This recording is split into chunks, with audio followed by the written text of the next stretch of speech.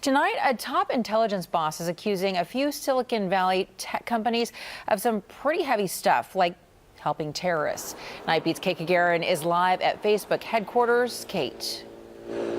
Now, Veronica, we have seen it. ISIS has been one of the first terrorist groups to aggressively use social media. But is that the reason to point the finger at the tech companies?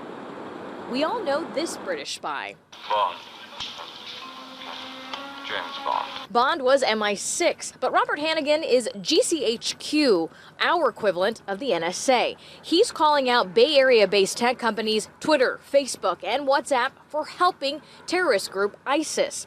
Hannigan wrote in a Financial Times op-ed, quote, "Increasingly their services not only host the material of violent extremism or child exploitation, but are the roots for the facilitation of crime and terrorism." I think that was a bit of a cheap shot. Joe Felter at Stanford's Center for International Security and Cooperation. You don't go after car manufacturers to stop drive-by shootings in the same way that it's really, I think, inappropriate to target internet companies to stop acts of terror. Joe says social media is actually helping to combat terrorism.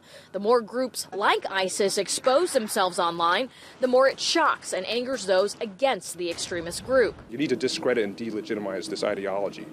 And certainly I think social media actually has a role to play in doing exactly that. After Edward Snowden exposed the government snooping, Hannigan claims tech giants are working too hard to keep the government out when they should be working together. But Joe says, let's make sure we don't shift attention away from terrorism or the enemy. It's not social media. It's not these companies in Silicon Valley. I did reach out to all of the companies that Hannigan called out. Facebook was the only one that got back to me, and their reps say they can't comment on what Hannigan said, but they did tell me that when government agencies reach out, they do work with them. In addition to that, based on the request, they do grant the government access, but again, not all the time. Veronica, back to you. We've touched a little bit on this before, and I remember somewhat Twitter dealing with beheading videos, removing them. Don't Twitter and Facebook already have specific policies for terrorism?